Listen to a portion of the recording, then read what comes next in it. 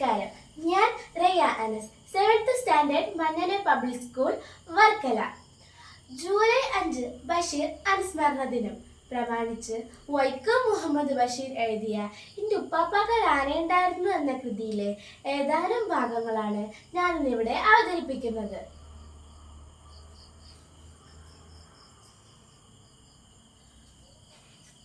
കുഞ്ഞിപ്പാത്തുമ്മ, എന്റെ പൊന്നു കുഞ്ഞിപ്പാത്തുമ്മ, ഇസ്ലാമിങ്ങളാണേലും അയൽപ്പക്കത്തെ പിള്ളേരോട് കൂട്ടുകൂടരുത്. നീയേ ആനമക്കാരന്റെ പുഞ്ഞാര മോളാ. എൻ്റെ ഉപ്പാപ്പാക്കേ ഒരു വലിയ ആന ഉണ്ടായിരുന്നു, ഒരു കൊമ്പനാന. അതാണ് ഭാഗ്യമരുക്. ഇവളുടെ കല്യാണം കഴിഞ്ഞിട്ട് വേണം എനിക്കൊന്ന് ഹജ്ജിന് പോകാന്. കല്യാണത്തിനേ ഇവളുടെ ബാപ്പാടെ പണ്ട് അയ്മക്കാന്റെ കൂട്ടര് കൂടിയില്ലേലും എൻ്റെ മോളുടെ കല്യാണം നടക്കും.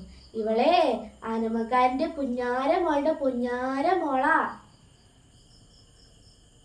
പണ്ടേ എൻ്റെ ബാപ്പായെ എന്നെ കെട്ടാൻ വരുമ്പോഴേ അതിന്റെ പുറത്താ വന്നത്.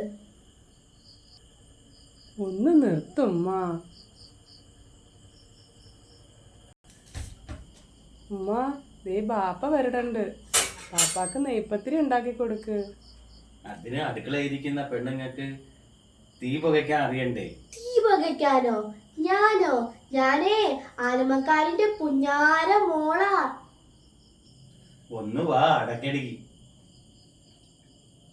പിന്നെ നാക്ക് മൂക്കിണ്ടാത്ത് വലിച്ചു കയറ്റണോ? ഒന്നും മിണ്ടായിരിക്കുമ്മ. കൂട്ടുകാരെ, ഞാനിപ്പോൾ അവതരിപ്പിച്ചത് എൻ്റെ ഉപ്പാപ്പാക്ക് ആനയുണ്ടായിരുന്നു എന്ന കൃതിയിലെ ഏതാനും ഭാഗങ്ങളാണ്. നിങ്ങൾക്കറിയാമല്ലോ വൈക്കം മുഹമ്മദ് ബഷീറിന്റെ ജനന തീയതി 1908 ജനുവരി 21. എന്നാൽ മരണ തീയതി നിങ്ങൾ കമന്റ് ചെയ്യണം.